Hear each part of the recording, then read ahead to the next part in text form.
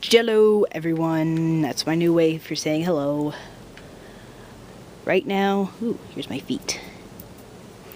I think I'm going to read an excerpt, or pretty much from the entirety of what I have so far on this story that I'm trying to make up, and it has absolutely nothing to do with My Little Pony. In case you're wondering. Whoops. Cat's treats fell over. Anyway, let's get started and see how you think of it. Here you can stare over there. It was large and covered in feathers. Its head had two main feathers on top that looked something like horns.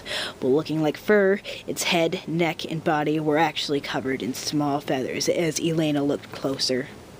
The four-legged bird's appendages seemed to be covered in actual fur, but the claws on front were extremely long, adapted for fighting purposes. The four-legged bird's wings were unlike any she's seen before. The wings had scales, which reminded her of a dragon's. The wings also had two tiny claws on each end. Both could move independently. Its tail, short, big, and scaly,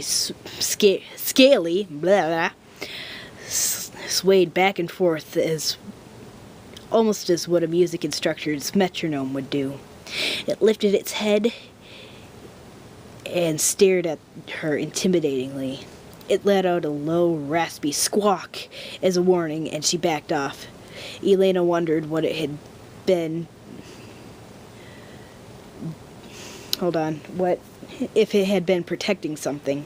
I need to make some improvements. When she saw it last night, it was as kind as a well-trained horse.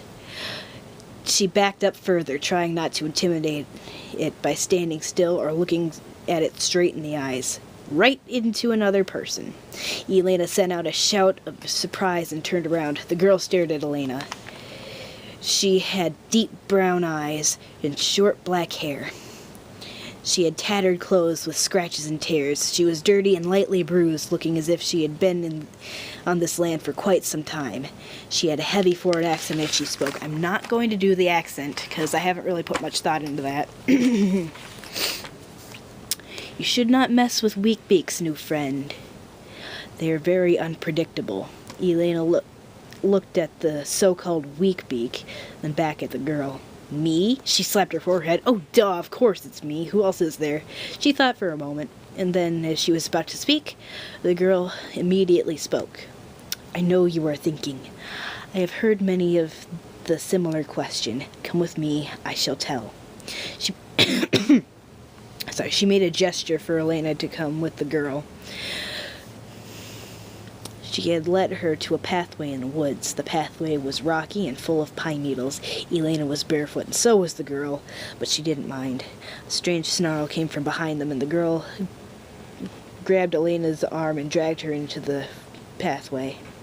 About a half-mile into the trail, the girl finally broke the silence. My name is Kiana, she said. If I see correctly, you come from a land called Michigan? She looked closely at Elena's shirt, which said Michigan University. What? Michigan? No, they stopped. I actually live in Minnesota. Or, even more broad. Earth. Where are we? Kiana interrupted. I have led many Earth dwellers here. You are on Chenille, a place only access to you in dreams and meditation. We are going to Sanctuary, what we call it. Most of the beasts outside of the path in Sanctuary are deadly and powerful. Some give chase if you run. You will be safe in Sanctuary. No, come. The Weakbeaks know we're here. Elena looked around and got pulled again to keep going. The Weakbeaks swooped ahead and followed them like vultures, circling until they were out of their sight, flying back over to them and beginning the cycle again. Kiana and Elena came to a building, tall and black, very unnatural to the natural forest. Kiana started panicking because of the Weakbeaks. trying to get into the building. Her instincts told her to pound on the door. She pounded on the door frantically. Then she froze. She shut her eyes, and with little trouble, a few shakes of the door, it opened up. "Enter," she commanded, for she knew the power would not last very long, and the door started to close. I cannot go in just yet. I am a recruiter. What? I lead Earth dwellers to safety and go back to look for more. I'll be there in a few of your hours. Trust me." The door shut at that. The Weakbeak's talons scratched on the door outside, scratching and squawking. The noise subsided, and Elena could only hope she had made it Kiana made it safely. She turned away from the large door, and the lights went on. Hundreds upon thousands of people were there. Living normal lives. There were farmers, people who worked with iron, people farming with animals, and even a boy getting chased by a dog. Most of it looked like Earth in the 1800s, but with a few differences.